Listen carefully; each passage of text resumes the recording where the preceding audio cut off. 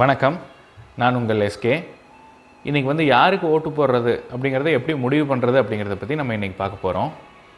அதுக்கு முன்னாடி நடைமுறையில் என்ன நடக்குது அப்படிங்கிறத பற்றி ஒரு சின்ன அலசல். எங்கள் அப்பா, எங்கள் தாத்தா எல்லோரும் ஒரு கட்சிக்கு ஓட்டு போட்டார், அந்த கட்சிக்கு நான் ஓட்டு போடுறேன் அப்படிங்கிற மாதிரி இருக்கிறவங்க நிறைய பேர் இருக்காங்க. அது கரெக்டாக அப்படின்னு யோசித்து பார்த்தீங்கன்னா கண்டிப்பாக கரெக்ட் இல்லை. அந்த காலத்தில் நிறையா வேட்பாளர் இருந்தாங்க. நிறையா வேட்பாளர், அந்த வேட்பாளர் எல்லாமே ஒன்று சொந்தக்காரங்களாவோ இல்லை நண்பர்களாகவோ இருந்தாங்க தாத்தா காலத்தில். அப்போ அந்த எல்லாத்துக்கும் அந்த வேட்பாளரை பற்றி நல்லா தெரிஞ்சுது. அதனால் அந்த வேட்பாளருக்கு தாராளமாக ஓட்டு போடலாம். இன்றைக்கத்த சூழ்நிலை டோட்டலாக வேறு. இன்றைக்கி எப்படி இருக்குது அப்படின்னா, வேட்பாளரை பற்றி யாருக்கும் எதுவும் தெரியறதில்ல. வேட்பாளர் இந்த காலத்தில் மக்களோட மக்களாக இல்லை. அவங்கள நம்ம பார்க்கவும் முடியறதில்ல. தொகுதிக்காக அவங்க அந்த காலத்தில் இருக்கிற வேட்பாளர் தொகுதிக்காக நிறையா செஞ்சாங்க, தொகுதிக்கு அடிக்கடி வருவாங்க, மக்களோட மக்களாக பழகுனாங்க. அதனால் அந்த காலத்தில் அவங்க அந்த மாதிரி அவங்களுக்கு பிடிச்ச வேட்பாளருக்கு ஓட்டு போட்டாங்க. அதனால் எங்கள் தாத்தா இந்த கட்சிக்கு ஓட்டு போட்டார், நான் அதே கட்சிக்கு தான் ஓட்டு போடுவேன் அப்படின்னு சொல்கிறது மூட நம்பிக்கைக்கு சமமானது. ஒரு சிலர் என்ன பண்ணுறாங்க அப்படின்னா, ஏரியா கவுன்சிலரு, அந்த ஏரியாவில் உள்ள பிரசிடெண்ட்டு, இவங்கள பார்த்து அவங்க எப்படி நடந்துக்கிறாங்க, இவங்களுக்கு என்ன பண்ணி கொடுக்குறாங்க அப்படிங்கிறத பார்த்து ஓட்டு போடுறாங்க. அது கூட கொஞ்சம் இதை கம்பேர் பண்ணும்போது அது எவ்வளவோ பரவாயில்ல. தொகுதிக்காக என்னென்ன வாக்குறுதிகள் கொடுக்குறாங்க அப்படிங்கிறதையும் பார்த்து ஓட்டு போடலாம்.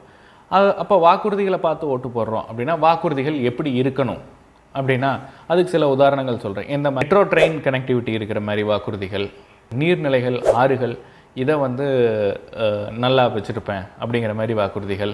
போக காலேஜ், ஸ்கூல்ஸு, நல்ல எஜுகேஷன் குழந்தைகளுக்கு தர்றேன், அதாவது கவர்மெண்ட் ஸ்கூல்ஸு, கவர்மெண்ட் காலேஜஸ், நல்ல ஸ்கூல்ஸ் எல்லாம் வச்சு நல்ல எஜுகேஷன் தர்றேன் அப்படின்னு சொல்கிற மாதிரி வாக்குறுதிகள். விவசாயிகளுக்கு நல திட்டங்கள் கொடுக்கறது, தொழில் வேலைவாய்ப்பு இல்லாதவங்களுக்கு தொழில் பயிற்சி கொடுத்து நல்ல தொழில் அமைச்சு கொடுக்கறது, அதுக்குண்டான கடன் வசதிகள் பண்ணி கொடுக்கறது. இந்த மாதிரி வாக்குறுதிகள் கொடுக்குறவங்களுக்கு நீங்கள் வாக்களிக்கலாம். வாக்குறுதிகள் வளர்ச்சியை நோக்கி, அதாவது ஒரு தனி மனிதனோட வளர்ச்சியும் இருக்கணும், நாடோட வளர்ச்சியும் இருக்கணும். இந்த ரெண்டுமே அந்த வாக்குறுதியில் இருந்ததுன்னா அந்த நபர்களுக்கு நீங்கள் வாக்களிக்கலாம். இப்போ யாருக்கு வாக்களிக்கக்கூடாது அப்படிங்கிறத நம்ம பார்க்கலாம். அதை பார்க்குறதுக்கு முன்னாடி நான் ஒரு சின்ன கதை ஒன்று சொல்லிக்கிறேன். ஒரு ஊரில் 2 டாக்டர் இருக்காங்க. ஒரு டாக்டர் நல்லா பண்ணிகிட்ருக்காரு, அவருக்கு எக்கச்சக்கமான பேஷண்ட்ஸ் வராங்க போகிறாங்க. எப்போவுமே அந்த டாக்டர் ஓரளவுக்கு நல்லா பண்ணிகிட்ருக்காரு. அவரால் என்ன முடியுமோ அதை நல்லா பண்ணிகிட்ருக்காரு. இன்னொரு டாக்டர் அதை பார்க்குறாரு. அதை பார்த்துட்டு இந்த டாக்டருக்கு என்ன பண்ணுறது அப்படின்னு தெரில. இவரால் என்ன பண்ண முடியும், எப்படி மக்களை இவர் பக்கம் வர வைக்கிறது அப்படின்னு தெரியல.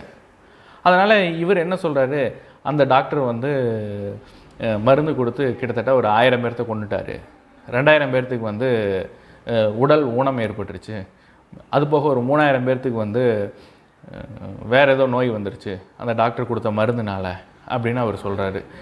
அப்படின்னு சொல்லி போய் இது அது உண்மை இல்லை அப்படிங்கிறது எல்லாத்துக்குமே தெரியும். நீங்கள் எங்கிட்ட வைத்தியம் பார்த்தீங்க அப்படின்னா நான் இந்த மாதிரி இல்லாமல் உங்களை பார்த்துக்குவேன் அப்படின்னு சொல்கிறாரு. அப்படின்னா நீங்கள் அந்த டாக்டர்கிட்ட போய் வைத்தியம் பார்ப்பீங்களா? கண்டிப்பாக வைத்தியம் பார்க்க மாட்டீங்க இல்லையா? என்ன காரணம்னா அவர் சொல்கிறது எல்லாமே பொய்ன்னு உங்களுக்கு தெரியும்.